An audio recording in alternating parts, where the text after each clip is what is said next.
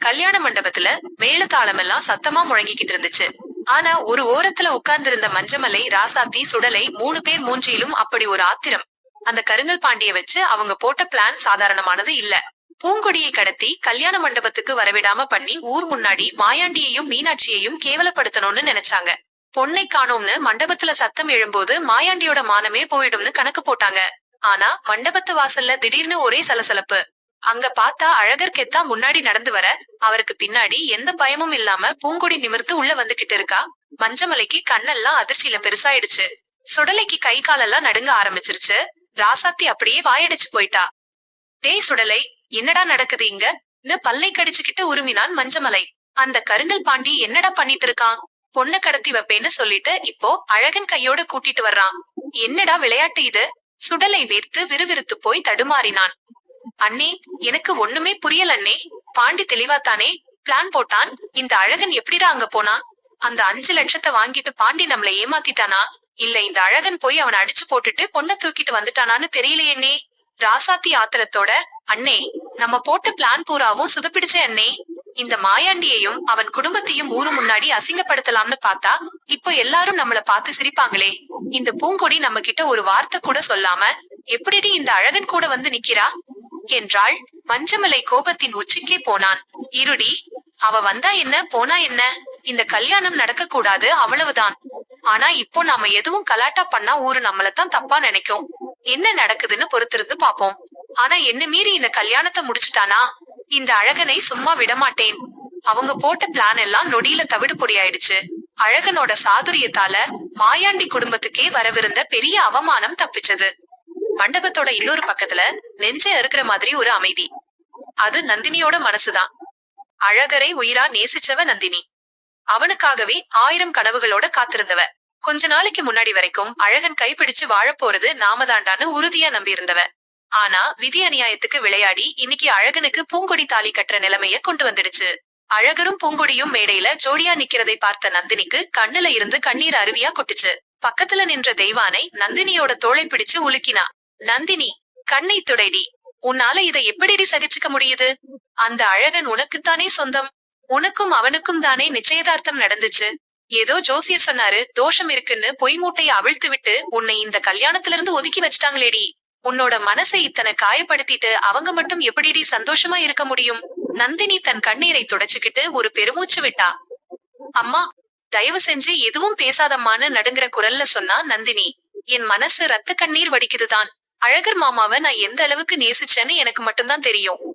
ஆனா இன்னைக்கு நடக்கிறது என் விதிமா. என்னடி விதி? அந்த பூங்கொடியை காப்பாத்தி கூட்டிட்டு வந்த உடனே இவங்க 2 பேருக்கும் கல்யாணத்தை முடிச்சு வைக்கணுமா? நீ என்ன பாவண்டி பண்ணினன்னு தெய்வானே ஆத்திரப்பட்டா. நந்தினி அம்மாவோட கைகளை பிடிச்சுக்கிட்டா. அம்மா, அழகர் மாமாவோட வாழ்க்கையும் சந்தோஷமும் தான் எனக்கு முக்கியம். இன்னைக்கு இந்த கல்யாணம் நடக்கலனா மாமாவோட அப்பா மாயாண்டி மாமா ஊரு முன்னாடி தலை குனிஞ்சு நின்றிருப்பாரு. மாமா பொண்ணை காப்பாத்தி கூட்டிட்டு வந்து தன் குடும்பத்தோட மானத்தை காப்பாத்தி இருக்காரு. இந்த நேரத்துல நான் போய் என்னோட காதலையோ என்னோட உரிமையையோ பேசி கலாட்டா பண்ணா அது அழகர் மாமாவோட பேருக்கும் அவங்க குடும்பத்தோட கௌரவத்துக்கும் பெரிய அசிங்கமாயிடுமா? அதுக்காக உன்னோட வாழ்க்கையை இப்படி பலி கொடுப்பியாடி? நான் ஒரு பொண்ணம்மான்னு உறுதியான குரல்ல சொன்னா நந்தினி. இன்னைக்கு பூங்கொடியோட வாழ்க்கையும் என்ன ஆகுறதுன்னு தெரியாம நிற்குது. நான் என் சுயநலத்துக்காக ஆசைப்பட்டு மாமாவோட முடிவை எதிர்த்தா அது பூங்கொடியோட வாழ்க்கையும் அழிச்சிடும். அழகர் மாமா மேல நான் வச்சிருக்கிறது உண்மை அன்பா இருந்தா அவர் சந்தோஷமா இருக்கிறத பார்த்து நான் திருப்தி பட்டுக்கணும். என் மனசுக்குள்ள இருக்கிற கஷ்டத்தை நான் உள்ளேயே பூட்டி வச்சுக்கிறமா.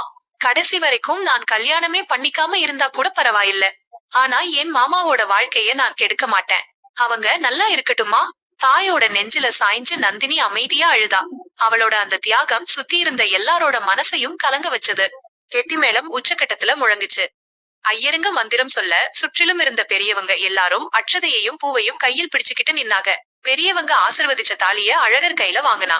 அவன் கண்ணு ஒரு நிமிஷம் பூங்கொடியை பார்த்தது. பூங்கொடி மூஞ்சில பயமும் குழப்பமும் அதே நேரம் அழகன் மேல ஒரு மரியாதையும் கலந்து இருந்துச்சு. கெட்டிமேளம், கெட்டிமேளம்னு சத்தம் தூக்கலா கேட்க அழகர் பூங்கொடி கழுத்துல 3 முடிச்சு போட்டு தாலியை கட்டுனான். ஊர்க்காரங்க எல்லாரும் அட்சத தூவி வாழ்த்துனாங்க. மாயாண்டி மூஞ்சில அப்பதான் அப்பாடான்னு ஒரு நிமிஷம் நிம்மதி வந்துச்சு. மீனாட்சி கண்ணுல ஆனந்த கண்ணீர். கல்யாணம் நல்லபடியா முடிஞ்ச கையோட சாஸ்திரப்படி தாலி பிரிச்சு கோர்க்கிற ஃபங்க்ஷனும் அதை தொடர்ந்து ஒரே கொண்டாட்டமும் ஆரம்பிச்சுது. குடும்பத்துல இருக்கிற பொம்பளைங்க எல்லாரும் ஒன்னா சேர்ந்து நின்னு பூங்கொடிக்கு மஞ்சள் கயிறுல இருந்த தாலியை பிரிச்சு தங்கச் சங்கிலியில நல்ல திருமாங்கல்ய குண்டுகளோட சேர்த்து கோர்த்து விட்டாங்க. மீனாட்சி பூங்கொடி தலையில கை வச்சு, மகராசியா இருடி என் கண்ணே, இந்த வீட்டுக்கு வந்த மகாலட்சுமி நீ, உனக்கு எந்த குறையும் வராம நான் மக மாதிரி பார்த்துப்பேன்னு சொல்லி முத்தம் கொடுத்தா. அதுக்கப்புறம் மண்டபத்துக்கு வெளியே ஆட்டமும் பாட்டமுமா அமர்களப்பட்டுச்சு. தப்பு மேல சத்தமும் பாட்டு சத்தமும் மண்டபத்தையே அதிர வச்சது. அழகனோட ஃப்ரெண்ட்ஸ் எல்லாரும் சுத்தி நின்னு செம்மையா டான்ஸ் ஆடி கொண்டாடினாங்க. மாயாண்டி மஞ்சமலையை பார்த்து சிரிச்சுக்கிட்டே, என்ன மாப்பிள்ளை, கல்யாணம் நல்லபடியா முடிஞ்சிருச்சு, தாலி பிரிச்சு கோர்க்கிற வேலையும் முடிஞ்சாச்சு, எல்லாரும் சாப்பிட்டு இந்த ஆட்ட பாட்டத்தை பார்த்து சந்தோஷமா இருந்துட்டு போங்க சொன்னாரு.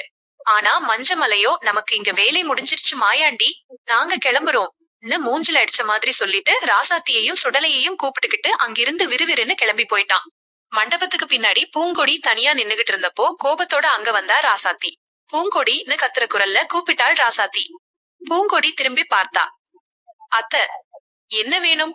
என்னடி என்ன வேணும்னு கேக்குற? உனக்கு கொஞ்சம் கூட அறிவே இல்லையாடின்னு எகிரினா ராசாத்தி. உங்க அப்பன் மஞ்சமலை அந்த மாயாண்டி குடும்பத்தை ஊரு முன்னாடி அசிங்கப்படுத்தணும்னு எவ்வளவோ பிளான் போட்டாரு. அந்த கருங்கல் பாண்டி உன்னை தூக்கிட்டு போனதே நல்லதுக்குத்தான்னு நாங்க நினைச்சோம். நீ அந்த மண்டபத்துக்கு வராம இருந்திருந்தா அந்த மாயாண்டியோட திமிரும் அழகனோட கெத்தும் அடங்கி இருக்கும். அதை விட்டுட்டு நீ எப்படிடி அந்த அழகன் கூட கையை கோர்த்துக்கிட்டு மண்டபத்துக்கு வந்த? பூங்கொடி நிமிர்ந்து நின்னு ராசாத்தி கண்ணை நேராவே பார்த்தா. அத்த, கொஞ்சம் வாய மூடிட்டு நான் சொல்றதை கேளுங்க பூங்கொடி புரிஞ்சு தள்ள ஆரம்பிச்சா. நீங்களும் உங்க புருஷனும் சேர்ந்து அந்த கருங்கல் பாண்டிக்கு என்ன முடிச்சு போட பாத்தீங்க தானே? அந்த பொறுக்கி பைய கருங்கல் பாண்டி என்ன பண்ணான் தெரியுமா? நான் ஸ்கூல் போறப்போ இன்ஸ்டிடியூட் போறப்போ எல்லாம் என்ன ஃபாலோ பண்ணி தொந்தரவு பண்ணான். இன்னைக்கு என் ஃப்ரெண்ட் வீட்டுக்கே வந்து என்னை ஆள் வச்சு கடத்தி ஒரு ரூம்ல அடைச்சு வச்சு என்கிட்ட தப்பா நடக்க முயற்சி பண்ணாண்டி அத்த. ராசாத்தி திடுக்கிட்டு போனா. என்னடி சொல்ற? ஆமாடி அத்த, அந்த மிருகத்துக்கிட்ட இருந்து என்னை யாரு காப்பாத்தினா தெரியுமா? நீங்க பழி வாங்கணும்னு நினைச்சீங்களே, அந்த அழகர் தான் வந்து என்னை மீட்டெடுத்தாரு. அவர் மட்டும் கரெக்ட் டைம்க்கு வரலனா இன்னைக்கு உங்க பூங்கொடியோட மானமும் மரியாதையும் என்ன ஆயிருக்கும்னு யோசிச்சு பாத்தீங்களா? ராசாத்தி பேச்சே வராம நின்னா. பூங்கொடி தொடர்ந்தா, அது மட்டும் இல்ல அத்த, என்னை அந்த பொறுக்கி கிட்ட இருந்து காப்பாத்தின அழகர் என்னை அடிச்சு மிரட்டி மண்டபத்துக்கு கூட்டிட்டு வரல, என் கையாலேயே அந்த கருங்கல் பாண்டிய செருப்பால அடிக்க வச்சாரு. அப்புறமா என்கிட்ட, பூங்கொடி, உனக்கு விருப்பம் இருந்தா மட்டும் நீ மண்டபத்துக்கு வா, நான் உன்னை கட்டாயப்படுத்தல அப்படின்னு எனக்கு சாய்ஸ் கொடுத்தாரு. என் மானத்தை காப்பாத்தி எனக்கு மரியாதையை கொடுத்த ஒரு மனுஷனுக்கு நான் செய்யுற நன்றி கடன் என்ன தெரியுமா? அவர் குடும்பத்தோட மானத்தை காப்பாத்துறதுதான். அப்போ உங்க அப்பன் பட்ட அவமானத்தை நீ மறந்துட்டியாடி? அந்த மாயாண்டியையும் அழகனையும் நீ பழி வாங்க மாட்டியான்னு கத்தினா ராசாத்தி. யாரை யாரு பழி வாங்குறது அத்தன்னு ஆவேசமா கேட்டா பூங்கொடி. அந்த வீட்டுக்குள்ள நான் காலடி எடுத்து வச்சதுல இருந்து மாயாண்டி மாமாவும் மீனாட்சி அத்தையும் என்ன ஒரு மகாராணி மாதிரி நடத்துறாங்க. எனக்கு என்ன வேணும்னு பார்த்து பார்த்து செய்யறாங்க. ஒரு பொண்ணுக்கு எப்படி மரியாதை கொடுக்கணும்னு அந்த குடும்பத்துல இருக்கிற ஒவ்வொருத்தருக்கும் தெரியுது. உங்க சுயநலத்துக்காகவும் பொறாமைக்காகவும் எங்க அப்பனை உசுப்பேத்தி விட்டு இன்னைக்கு வரைக்கும் கஷ்டப்பட வச்சது நீங்களும் இந்த சுடலையும் தான். பூங்கொடி, நீ முழுசா மாறிட்டடி. அந்த அழகன் உனக்கு ஏதோ மந்திரம் போட்டுட்டான்னு ராசாத்தி அலறினா. மந்திரமும் இல்லை, ஒரு மண்ணாங்கட்டியும் இல்லை அத்த. மனுஷத்தனத்துக்கு முன்னாடி உங்க பழி வாங்குற எண்ணம் தோத்து போச்சு. இனிமே அவங்கள பழி வாங்கணும்னு நினைக்கிற எண்ணத்தை மூட்டை கட்டி வச்சிடுங்க. ஏன்னா இனிமே அழகருக்கு ஒரு கஷ்டம்னா அதுக்கு முன்னாடி இந்த பூங்கொடி வந்து நிப்பேன்னு கெத்தா பதிலடி கொடுத்தா பூங்கொடி. ராசாத்தி மேல எதுவும் பேச முடியாம அவமானத்துல அங்கிருந்து ஓட்டம் பிடிச்சா. ஃபங்க்ஷன் எல்லாம் முடிஞ்சு மண்டபமே அமைதியாச்சு. அழகர் தனியா ஒரு ரூம்ல உட்கார்ந்து யோசிச்சுக்கிட்டு இருந்தான். அவன் மனசுக்குள்ள ஒரே போராட்டம். நந்தினிக்கு தான் செஞ்ச துரோகம், பூங்கொடி மேல இருந்த பழைய கசப்பு, குடும்பத்தோட மானம்னு எல்லாமே அவன் அழுத்துச்சு. அப்போ அவனோட க்ளோஸ் ஃப்ரெண்ட் உள்ள வந்தான். அழகரே, என்ன யோசிச்சுக்கிட்டே இருக்க? அழகர் பெருமூச்சு விட்டான். என்ன யோசிக்கிறதுன்னு எனக்கே தெரியலடா. நான் நந்தினியத்தானே என் மனசுல நினைச்சிருந்தேன். ஆனா சந்தர்ப்ப சூழ்நிலை என்ன பூங்கொடிக்கு தாலி கட்ட வச்சிருச்சு. என்னால என் அம்மாவுக்கும் அப்பாவுக்கும் எந்த அவமானமும் வரக்கூடாதுன்னு தான் நான் இந்த முடிவை எடுத்தேன். ஆனா பூங்கொடியோட வாழ்க்கைய நான் என்ன பண்ண போறேனோ தெரியலடா. ஃப்ரெண்ட் அழகன் தோளை தொட்டான். அழகரே, நீ செஞ்சதுதான் கரெக்ட். அன்னைக்கு நீ மட்டும் பூங்கொடியை காப்பாத்தாம இருந்திருந்தா, இல்ல அவளை மண்டபத்துக்கு கூட்டிட்டு வராம இருந்திருந்தா, ஊரு முன்னாடி உங்க அப்பா தலைகுனிஞ்சு போயிருப்பாரு. உன்னோட குடும்ப மானத்தை காப்பாத்த நீ உன்னோட ஆசைய விட்டு கொடுத்திருக்க. ஆனா ஒண்ணு மச்சான், பூங்கொடியும் கெட்டவ இல்லடா. அவளும் தன் அப்பனுக்காகத்தான் இத்தனை நாள் கோபமா இருந்தா. ஆனா இன்னைக்கு நீ அவளுக்கு கொடுத்த மரியாதையை பார்த்து அவ மனசு மாறிட்டா. நீங்க 2 பேரும் சேர்ந்து வாழ கத்துக்கணும்டா. அதே நேரத்துல பூங்கொடியும் தன் ரூம்ல உட்கார்ந்து தனக்குள்ளேயே பேசிக்கிட்டு இருந்தா. நான் இந்த கல்யாணத்துக்கு சம்மதிச்சது அழகர் எனக்கு செஞ்ச உதவிக்காக மட்டும்தான்.